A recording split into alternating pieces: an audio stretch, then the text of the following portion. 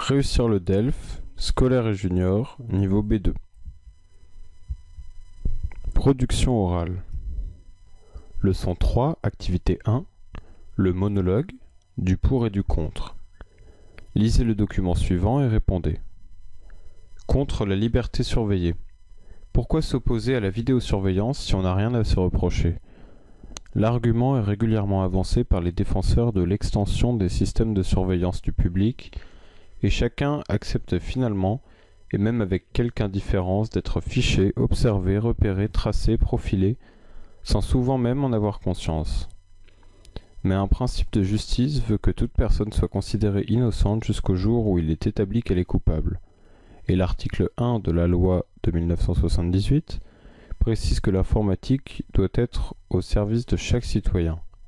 Elle ne doit pas porter atteinte ni à l'identité humaine, ni aux droits de l'homme, ni à la vie privée, ni aux libertés individuelles et publiques. La vidéosurveillance inverse la situation. Toute personne filmée devra prouver qu'elle n'est pas en cause. Tout le monde devient fautif ou suspect potentiel et sous couvert du bien-être sécuritaire, les libertés reculent. Chaque citoyen est placé en situation de suspect permanent sans qu'il en soit informé. Jean-Claude Vitran, Ligue des droits de l'homme.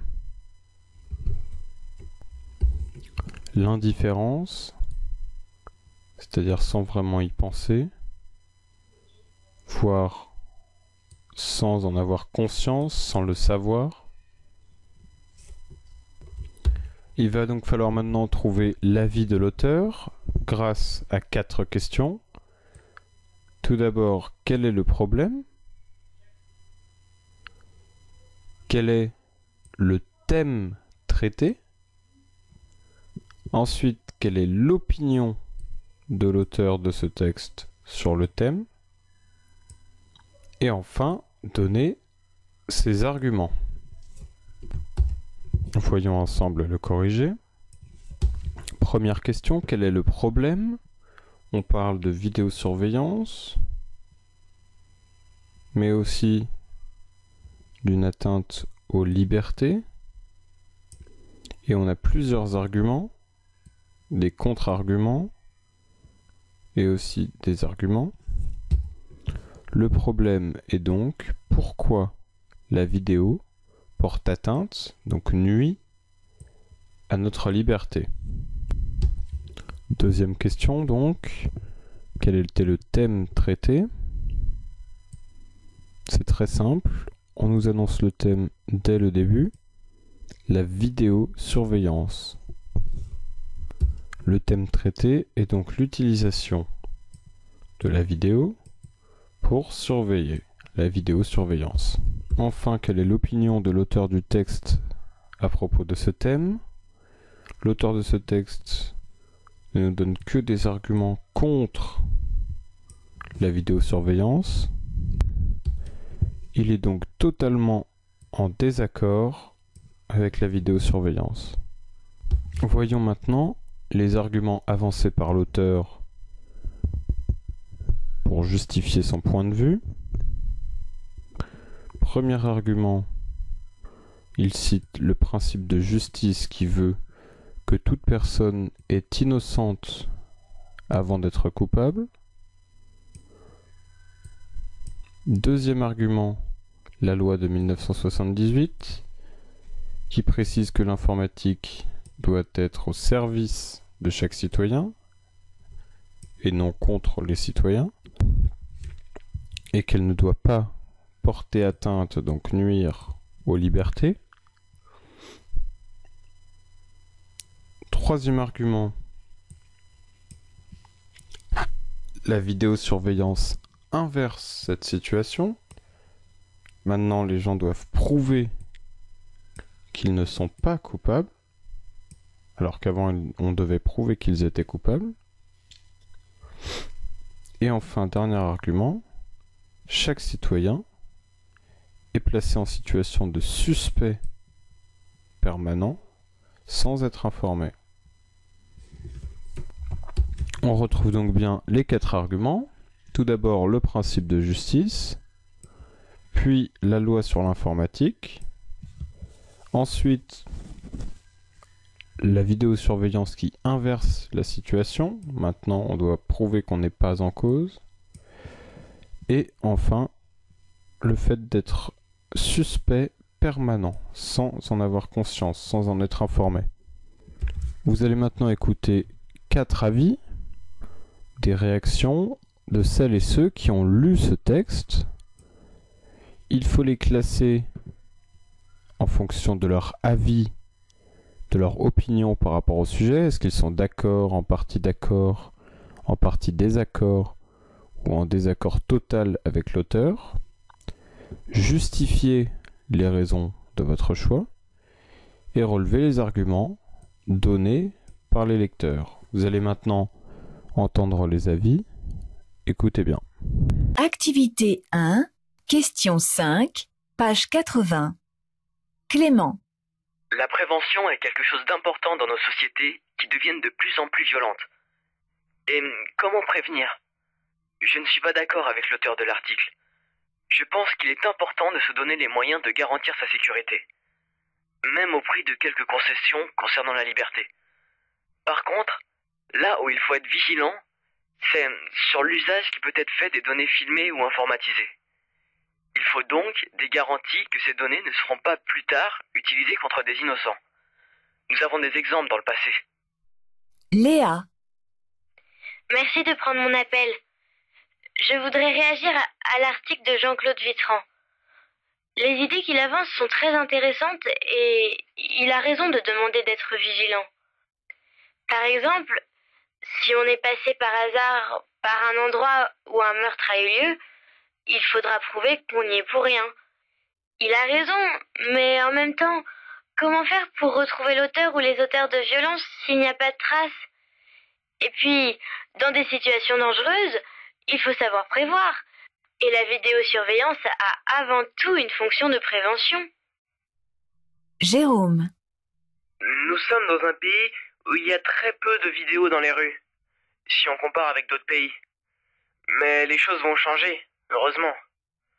Moi, je me sens totalement en sécurité quand je sais qu'en cas de problème, d'agression par exemple, il y a très rapidement la police qui va intervenir. Et ça ne me gêne pas de savoir que je suis fiché, filmé, etc. Comme le dit le titre de l'article, si on n'a rien à se reprocher. Jean-Claude Vitran n'a peut-être jamais été agressé, lui, alors que je l'ai été 3 fois, et on n'a jamais retrouvé mes agresseurs. Oriane. Je viens de lire l'article de Jean-Claude Vitran. Son point de vue est intéressant parce qu'il se place au niveau des principes. Il part du principe que toute personne est a priori innocente et le fait d'être fiché, filmé, fait qu'on accuse a priori.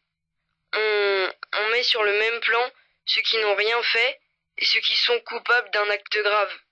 Le respect de ce principe d'innocence a priori, si on tient à la démocratie, est hyper important. Il y a heureusement des gens pour tirer la sonnette d'alarme et demander aux citoyens d'être vigilants. Sinon, on va se retrouver un jour dans une société ressemblant à une énorme prison. Voici maintenant la transcription écrite de ce que vous venez d'entendre. Première réaction, Clément. La prévention est quelque chose d'important dans nos sociétés, qui deviennent de plus en plus violentes. Et comment prévenir? Je ne suis pas d'accord avec l'auteur de l'article. Je pense qu'il est important de se donner les moyens de garantir sa sécurité, même au prix de quelques concessions concernant la liberté.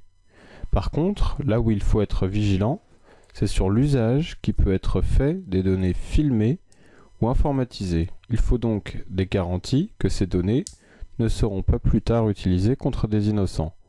Nous avons des exemples dans le passé. Ensuite, Léa. Merci de prendre mon appel. Je voudrais réagir à l'article de Jean-Claude Vitran.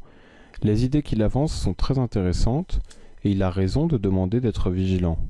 Par exemple, si on est passé par hasard par un endroit où un meurtre a eu lieu, il faudra prouver qu'on n'y est pour rien. Mais si on s'en tient au principe, c'est-à-dire si on reste au niveau théorique, on risque vite de ne pas être assez efficace face au danger et de laisser passer des occasions d'arrêter des criminels avant qu'ils ne commettent leurs crimes. Et puis, Dans des situations dangereuses, il faut savoir prévoir, et la vidéosurveillance a avant tout une fonction de prévention. Jérôme, un pays où il y a très peu de vidéos dans les rues, si on compare avec d'autres pays, mais les choses vont changer, heureusement. Moi, je me sens totalement en sécurité quand je sais qu'en cas de problème, d'agression par exemple, il y a très rapidement la police qui va intervenir, et ça ne me gêne pas de savoir que je suis fiché, filmé, etc. Comme le dit le titre de l'article, si on n'a rien à se reprocher, Jean-Claude Vitran n'a peut-être jamais été agressé, lui, alors que je l'ai été 3 fois et on n'a jamais retrouvé mes agresseurs. Oriane, je viens de lire l'article de Jean-Claude Vitran, son point de vue est intéressant parce qu'il se place au niveau des principes. Il part du principe que toute personne est a priori innocente et le fait d'être fiché, filmé, fait qu'on accuse a priori, on met sur le même plan ceux qui n'ont rien fait et ceux qui sont coupables d'un acte grave.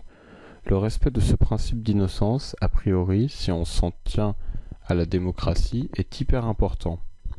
Il y a heureusement des gens pour tirer la sonnette d'alarme et demander aux citoyens d'être vigilants. Sinon, on va se retrouver un jour dans une société ressemblant à une énorme prison. Voyons maintenant le corriger. Tout d'abord, Clément, qui est en partie en désaccord avec l'auteur.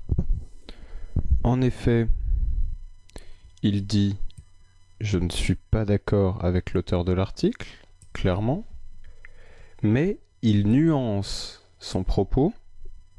Par contre, il faut être vigilant sur l'usage des données filmées ou informatisées. Ces arguments sont donc la prévention, donc le fait de prévoir pour garantir la sécurité, mais aussi, c'est là que son propos est nuancé, la nécessité de garantie sur l'usage des données pouvant condamner des innocents. Ensuite, Léa, qui est en partie d'accord avec l'auteur. Effectivement, elle dit que les idées de l'auteur sont très intéressantes, et il a raison de demander d'être vigilant. Mais elle dit aussi que dans des situations dangereuses, il faut savoir prévoir, la prévention, et la vidéo a une fonction de prévention. Ces arguments sont donc l'obligation de se justifier alors qu'on est innocent, elle n'est pas d'accord avec ça, mais elle ajoute quand même qu'il est vrai que la vidéosurveillance a une fonction de prévention. Jérôme, lui, est en désaccord total avec l'auteur, puisqu'il dit que lui, ça ne le gêne pas d'être fiché ou filmé par la vidéo, et il est tout à fait d'accord avec le premier argument qui est au début de l'article. Si on n'a rien à se reprocher, on n'a pas de problème à être filmé. L'argument de Jérôme est donc de savoir que la police peut intervenir, rassure. Effectivement, il tient ça de son expérience personnelle puisqu'il a déjà été agressé et ses agresseurs courent toujours, c'est-à-dire qu'ils n'ont jamais été attrapés. Enfin, Oriane est tout à fait d'accord avec l'auteur, puisqu'elle finit son intervention par « Il y a des gens pour tirer la sonnette d'alarme ». Donc tirer la sonnette d'alarme, c'est-à-dire prévenir quand cela va trop loin, quand il y a un problème, et demander aux citoyens d'être vigilants, c'est exactement ce que fait l'auteur de l'article. Sinon, on va se retrouver dans une société, donc dans un pays, qui ressemblera à une énorme prison. L'argument d'Oriane est donc qu'il est très important de suivre les principes de la démocratie. Il faut les respecter.